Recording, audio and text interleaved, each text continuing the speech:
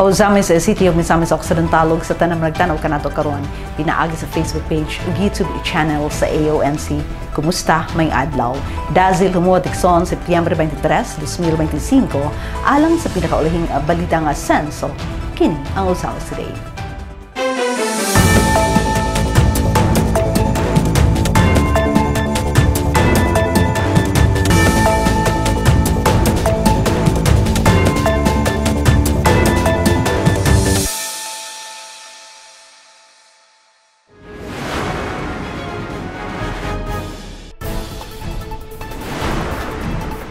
Asinso Osamis padayon sa pagsaulog sa 125th Civil Service Anniversary.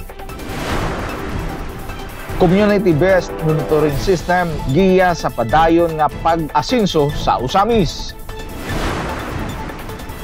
Badak assessment ug orientation gipahigayon aron palig-unon ang anti-drug campaign sa Dakbayan.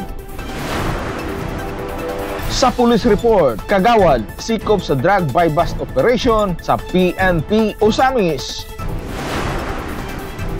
Duha ka mga kalye nga nagpalibot sa Misamis University ipa one-way.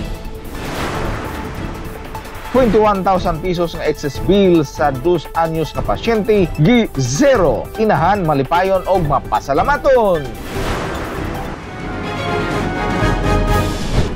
Ani ang maritalya sa Osamis Today.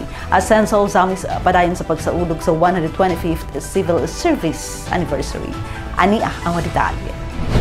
Sa nagpadayon nga makalihukan alang sa month-long celebration sa ika-125 nga Civil Service Anniversary, ang Asenso Osamis Administration ubos sa pagpanguna ni Mayor Sam Norman G. Fuentes padayon usab sa pagpahigayon sa lain-laing mga aktibidad. Adlong Biyernes, Setyembre 19, 2025, ipahigayon ang talumpati contest nga naghatag makusganong pagpukaw sa panghuna-huna sa katawhan. Gigisundan sa cheering contest nga naghatag kastadya ug kabibo sa tibuok kalihukan nga gisalmutan sa unom ka representante gikan sa red, yellow, blue, purple, white ug orange teams. Isang simpleng salita, ngunit may malalim na kahulugan. Sa ngalan ng paglilingkod at pagmamahal sa bayan, sang karangalan ang tumayo sa inyong harapan, aking kapwa lingkod bayan. Isang makabuluhang pagdiriwang ng anibersaryo ng serbisyo sibil na may temang bawat kawani, lingkod bayani, puso, dangal at galing para sa bayan. Dito sa Osamis, hindi lang natin pinapangarap ang pag-asenso. Tayong lahat ay gumagawa ng paraan tungo rito. Ang Asenso Osamis ay hindi lamang isang tagline. Ito ay isang layunin. At sa puso ng layuning ito, naroon tayo, mga lingkod bayan. Tayong mga haligi ng pagbabago. Tayong mga gumigising ng maaga.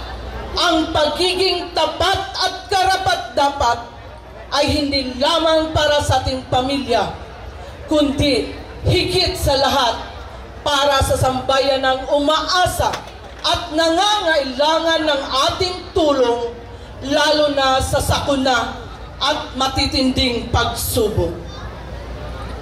Isang kawani ang may tuturing nating kawani dahil sa puso niya ay laging handa ang paghingap at pagtulong, walang pag-aalinlangan, walang hinihinging kapalit.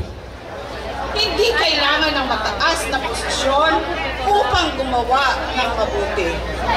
Simpleng manggagawa ka man, hindi mo pwedeng sabihin na ako isang hamak na manggagawa at hindi na kailangan seryosuhin ang trabaho. Huwag niyong kalilimutan, maging doktor ka man, hero, simpleng manggagawa, tayong lahat ay sumumpa sa ating bandila at sa ating bayan. Isang munting papel. Sinula.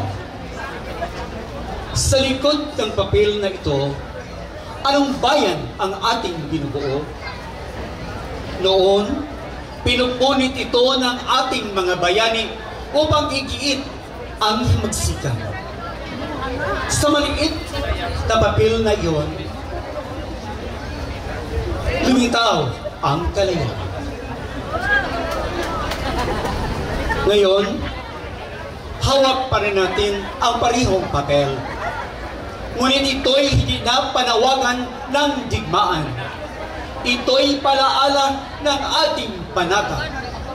Panata bilang mga lingkod bayan, ang makabagong bayani ng ating bayan. Hindi lang ba sa trabaho ang ginagawa natin, kundi serbisyo na may damdamin at malasakit sa kapwa. Ang dangal naman ay magiging tapat. Ang bawat kawani ng gobyerno ay umaharap sa tukso at pagsubok. Ngunit, pinipili pa rin natin ang maging tapat at marangal na landas. Ang galing naman ay hindi lang talento, kundi sipag at dedikasyon. Kapag ginagawa natin ang ating gawa nga pinabubuti, mas nakikinabang ang taong bayan. Ang migawas nga dumadaog sa talumpati contest, champion ng yellow team nga girepresentahan ni Mr. Rodrigo Celada. Second place, orange team girepresentahan ni Miss Lucris Inumar Ubod. Third place, red team girepresentahan ni Miss Joy Takandong. Fourth place, purple team uban ni Miss Florangel Humawan. Fifth place, blue team girepresentahan ni Mr. John Ray Corsame. ug sixth place nga nakuha sa white team uban ni Miss Ana Maria Limbaring. Alang sa cheering contest, first place naangkon sa yellow team. Ikadawang pwesto ang purple team, ikatulong pwesto orange team, ikaapat nga pwesto ang red team, ikalimang pwesto ang blue team, ug ikaunom nga pwesto ang nakuha sa white team.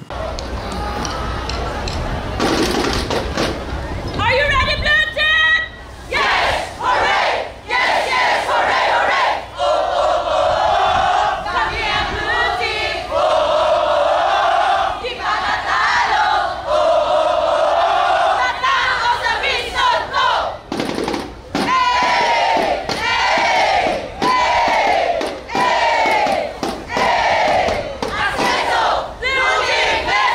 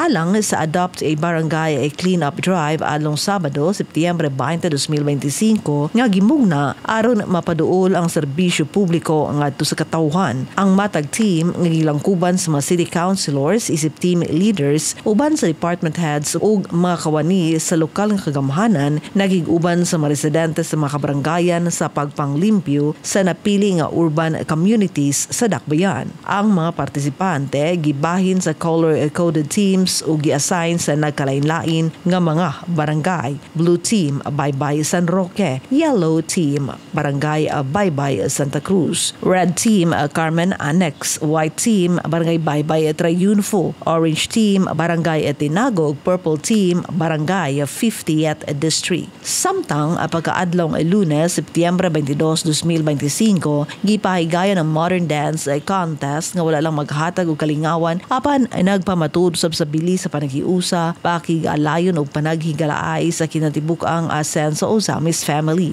Nanguna isip champion ang red team, gisundan sa yellow isip first runner-up, orange team as second runner-up. Samtang ang blue team isip third runner-up, purple sa ikalimang pwesto ug white team nga naangkon ang ika-unom nga pwesto nga nagpakita sa makalingaw ug makadasig nga mga performances.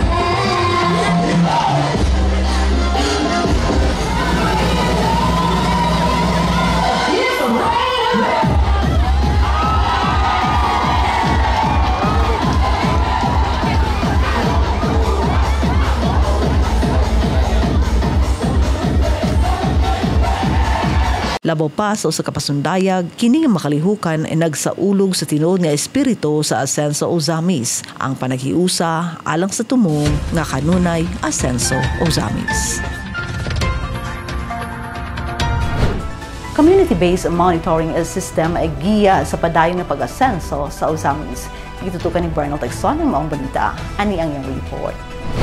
Aron masuta og masabtan ang kahimtang sa katawhan sa Dakbayan sa Ozamis, ilabi na ang mga marginalized na sektor. Gipahigayon adlawng Biyernes, Setyembre 19, 2025 ang Community-Based Monitoring System kung CBMS, usa ka lokal nga sistema sa pagkuha, pagtigom ug pag-analisar sa datos gikan mismo sa komunidad aron masiguro nga ang mga plano o programa mamahimong epektibo isip giya sa padayong pag-asenso sa Dakbayan. Ang kalihukan gipanguluhan sa aktibong amahan sa Dakbayan nga si Mayor Sam Norman Go Fuentes o gitambungan sa mga nagkalain-laing kapitan sa barangay sa syudad. Sa iyang mensahe pasabot ni Mayor Sam nga pinaagi sa naisgutang datos mas masabtan o makuha ang klaro nga hulagway o tinuod nga kahimtang sa komunidad. Through this data, we would have a very clear picture of how our community actually exists. Kada isa gud nato naamang ko'y lamang gamay kay adunakan, naay lamang gamay kay mas dagdag kahibalo, na ako'y lamang gamay kay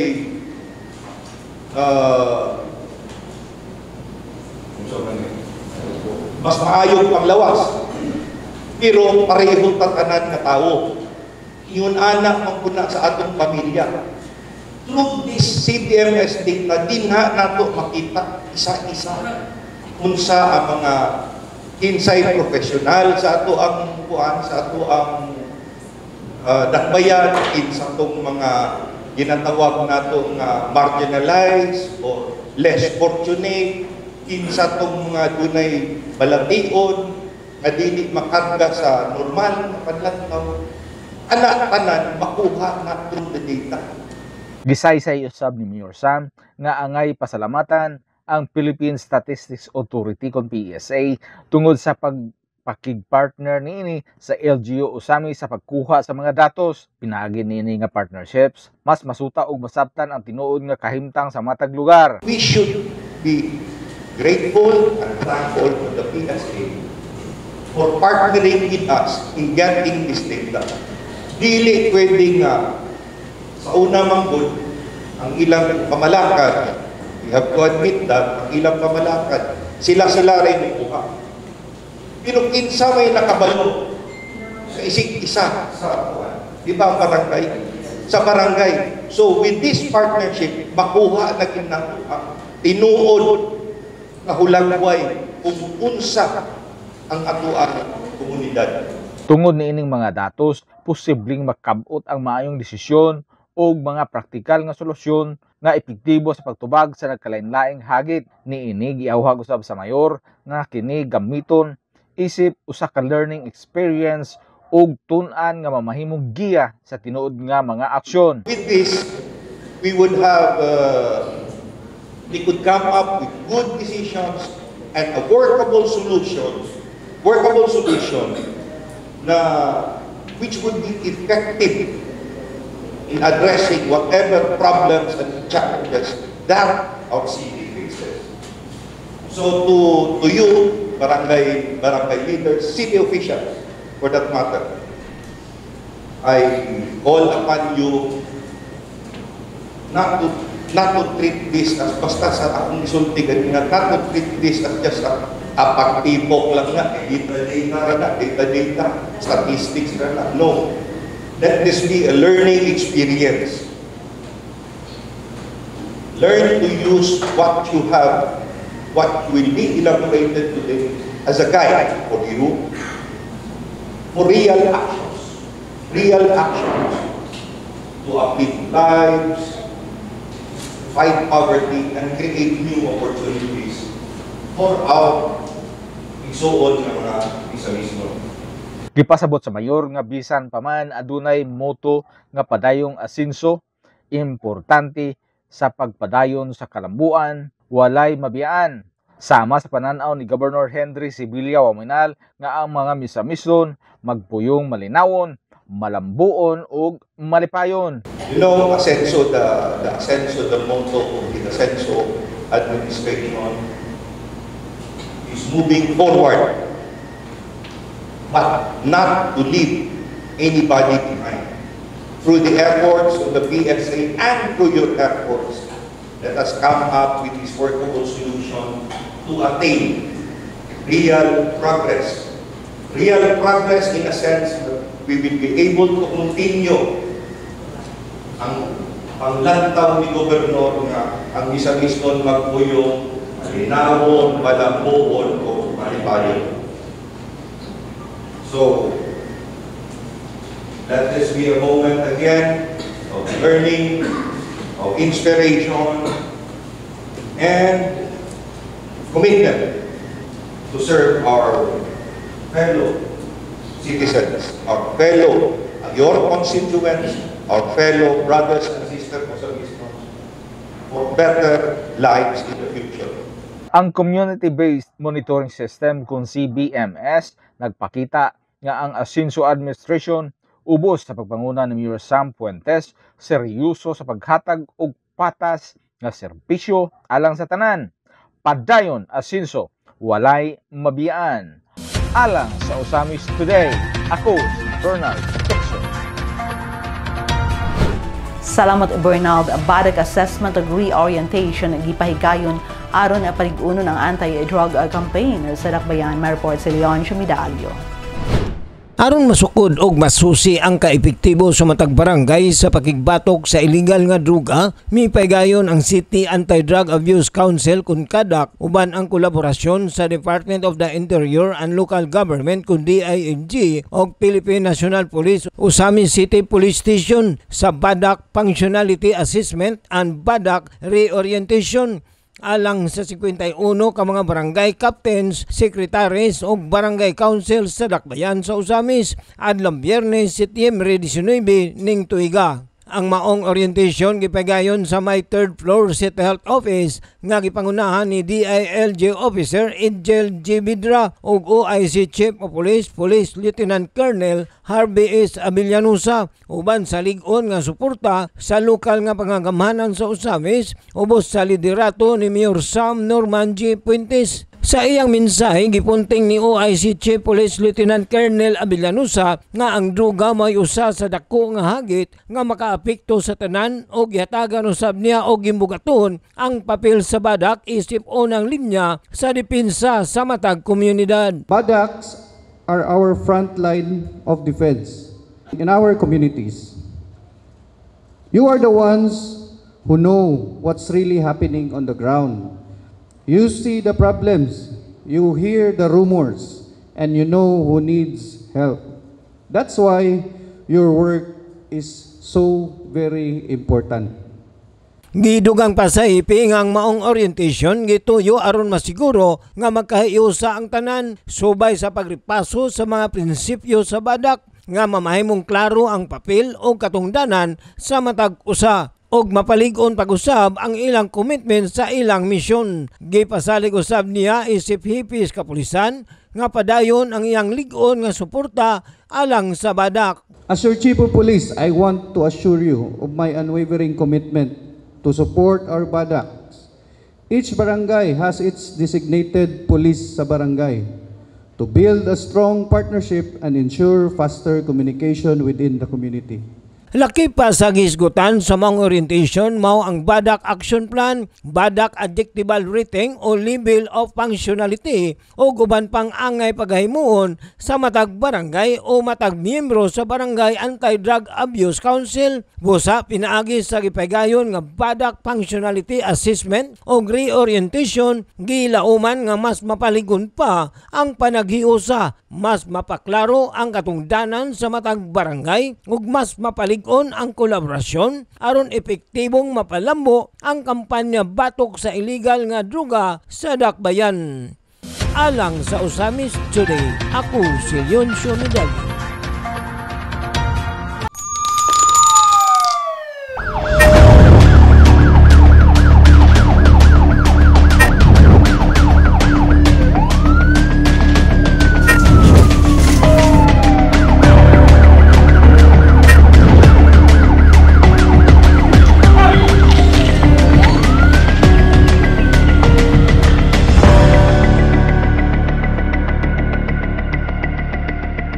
Sa police report, kagawad sikop sa drug abay bust operation sa PNP Usamis. May report si Glenn Ray Ruluna.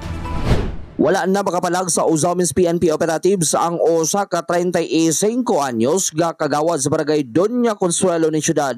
Ang operasyon nga gipaygayon na tumiaging gabi alas 6 kapin kulang sa Purok 3 sa nasangpit na barangay. Napalitan ang target suspect sa gituhuang shabu sa nagtakuban nga parokyano nga sakop sa kapulisan. Sa pag-body search sa suspect na recover gikan siyang posisyon ang laing mga sachet din adunay sulod na white crystalline substance og ang buy-bus money nga 500 pesos. Kini sinaksihan sa mga barangay official og mga membro sa local media. Samtang paghuman sa mga operasyon, laing lalaki na usab ang gidasmagan sa mga operatiba sa Purok 5 barangay Gango ni Syudad pagka-alas 8 gabi. Ang sospetsado sa 44 anyos nga residente sa nasangpit na barangay napalitan o gituhuang shabu. Ang among suspect og na-recover ang lain pang mga sachet sa gituhuang shabu og buy-bus money nga 500 pesos.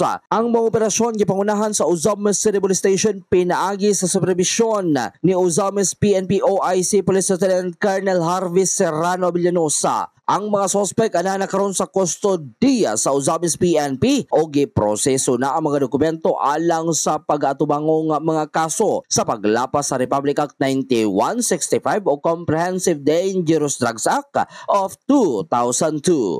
Alang sa Ozamis Today, kini si Glenn Ray Ruluna. Salamat Glenn, duha ka makalye nga nagpalibot sa Misamis University, ipa one way. At unawato ng report niya, Donnie Dicena.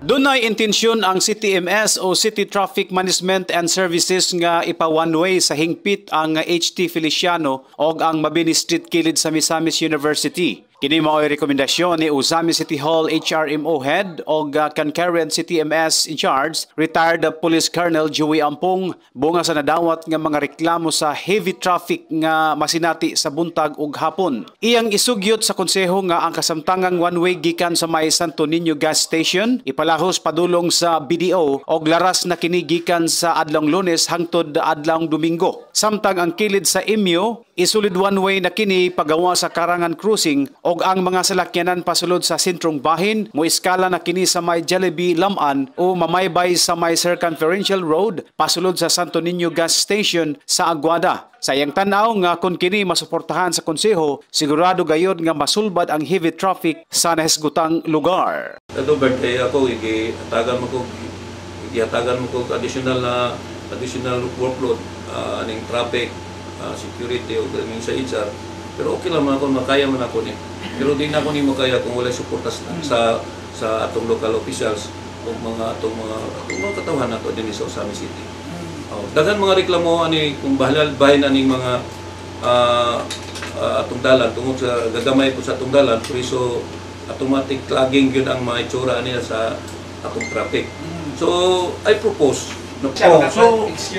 propose ko iamin aning kaning atong kini atong balab para to give way smooth ang ceiling sa smooth ang agi aning mga kinsay mo agi ani kay gamay ni gyud atong dalan nas labi na abot ang kadili mga sementeryo gamay kay dalan gamay kay dalan magsugat pa pwede tricycle pero kung SUV for wheels di magsilisod na mahulog na sa kanal aning banda so mo i-propose kung ma-approve automatic we will do as soon as possible. Basta ingon ko sa kuan basta you have to support me and I will do it. Alang sa Ozamis Today, Donnie Dicena reporting.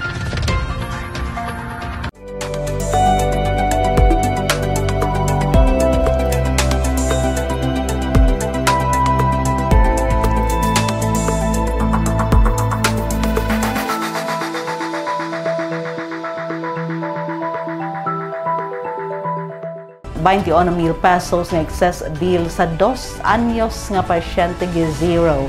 Inahan malipayon ug mapasalamaton si Angela Mecarante sa report.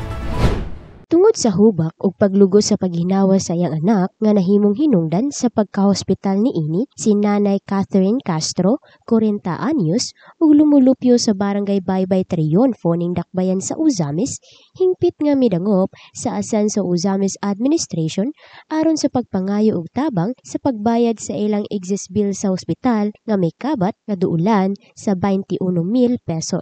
Si Nanay Catherine, isip usa ka inahan, madasigon gayud nga midangop sa buhatan sa asan sa Ozamis Administration ubos sa programa niini nga asan sa Ozamis Free Hospitalization Program tungod sa pagka-admit sa iyang 2 anyos nga anak nga si Joshua Matthew Castro sa Tobias Feliciano Faith General Hospital. Ako si Catherine Castro, 40 years old.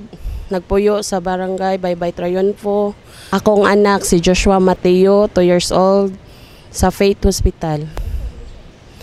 Gihubak, dili siya kaginawa, bagalugo siya ginhawa. Ang iyang anak nga si Joshua nasayran ug na-diagnose nga adunay lower respiratory tract infection, usa ka impeksyon nga maoy hinungdan sa iyang hubak ug paglugos ug pagginhawa. Rason usab nga ang ilang kinatibuk ang excess bill sa ospital mikabat sa ₱20,958.87. Apan kini na zero balance pinaagi sa asan sa Ozamis Free Hospitalization Program busa kalipay kalipay ug pasalamat ang gibati ni Nanay Catherine tungod kay hingpit nga natubag ang ilang hospital bill ug usa-usab siya sa nakabenepisyo sa dakong tabang sa maong programa. Ko jud kay kalipay ug dako kay kong pasalamat kay na zero balance jud ko.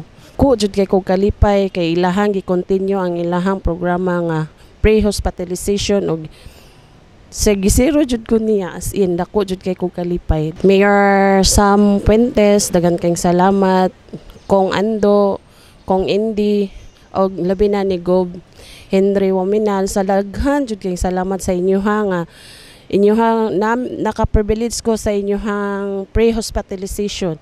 Ang Asenso Uzamis Free Hospitalization Program nagpadayon sa paghatag og kasulbaran og pag-abag sa medikal ug pinansyal nga suliran sa mga Uzamisnon kabahin sa ilang mga excess bills sa hospital nga lisod nilang mabayaran tungod sa kakulang sa pinansyal. Tinusa sa dakong pamatuod ni ini mao ang kasinatian ni Nanay Catherine ug sa iyang anak din hingpit nila nga natagamtaman ang tinud-anay ug lubos-lubos nga serbisyo sa Team Asenso. Alang sa Uzamis Today, ako si Angela Me Kirante.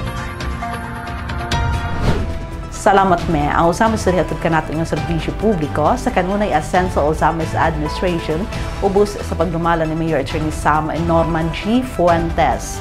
Alang sa dugang impormasyon, please like our official Facebook pages. Sam Norman Fuentes, Attorney Indy Waminal, Kong Ando Waminal ug Asenso Uzamis News Channel. And please subscribe to the official AONC YouTube channel din makita sa minyo nga pag-stream live ang among mga programa. Sa ngalan sa kitubukang AONC team, Yonsho Medalyo, Bernal Tixon, Adon Vicena, June Purgatorio, Ares Carpio, Kim Tangaro, Macjul Malinis, Mary Melody Reyes, Angela Mecarante, Mary Ann Lumapas, Xander Dalidog, si Glenn Ray Roduna sa Misamis News Network. Ako si Dazzle Tixon. Daghang salamat. Kanunay, Asenso Uzamis. Padayon Asenso Segundo Distrito, Asenso Misamis Occidental. Asenso Pinoy.